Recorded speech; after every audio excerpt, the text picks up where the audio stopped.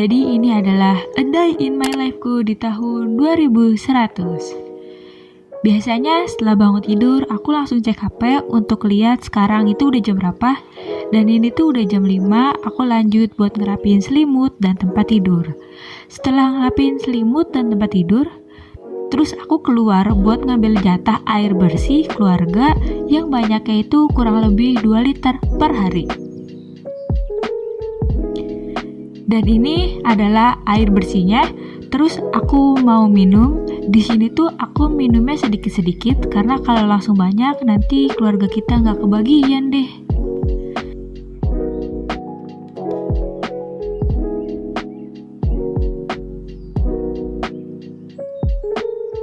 Setelah itu aku mau lanjut sarapan. Jadi di tahun 2100 ini kita sarapannya itu pakai pil dan obat-obatan. Jadi ini semua tuh mengandung protein dan nutrisi yang tubuh kita butuhkan. Kata orang-orang zaman dulu sih, sarapannya itu mereka pakai nasi, sayur, dan daging-dagingan. Cuman aku juga nggak tahu ya itu rasanya gimana. Soalnya sekarang ini kita cuman makannya begini doang. Setelah selesai makan, di sini aku mau lap mataku pakai air supaya seger aja karena setelah ini aku mau lanjut kelas online.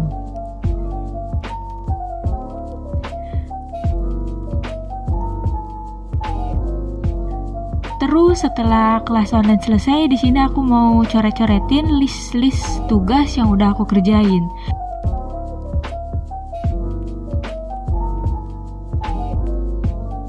Kalau udah semua, kita rapiin lagi deh.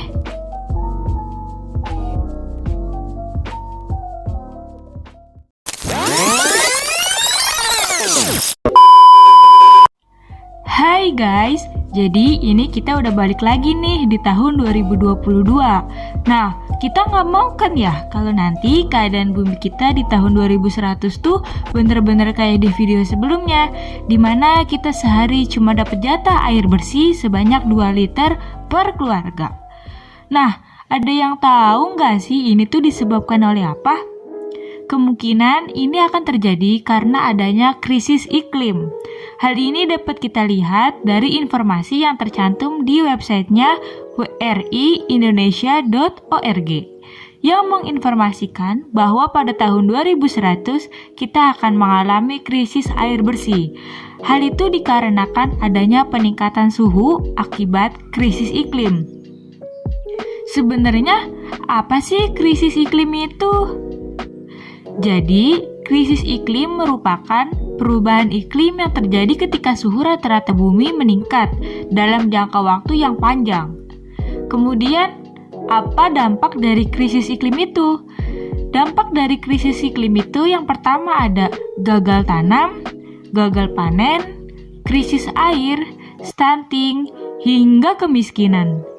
Dan beberapa resiko yang tidak dapat kita hindari seperti badai ekstrim, banjir, gelombang panas, dan kekeringan. Nah, kalau kita semua nggak mau kejadian kayak di video sebelumnya, maka kita perlu melakukan pencegahan atas krisis iklim. Lalu gimana caranya? Oke, yang pertama kita perlu tahu dan sadar apa itu krisis iklim. Yang kedua, kita menggunakan produk ramah lingkungan. Yang ketiga, kita perlu bijak menggunakan air. Yang keempat, kita perlu mengurangi emisi gas dengan cara berjalan kaki. Dan yang kelima, kita perlu mengajak orang lain untuk bisa berkontribusi dalam pencegahan krisis iklim. Mari kita sama-sama melakukan pencegahan krisis iklim untuk bumi kita, agar bumi kita tetap lestari. Mari kita ramaikan hashtag untukmu bumiku dan Time for Impact. Sampai bertemu di video selanjutnya. Bye-bye!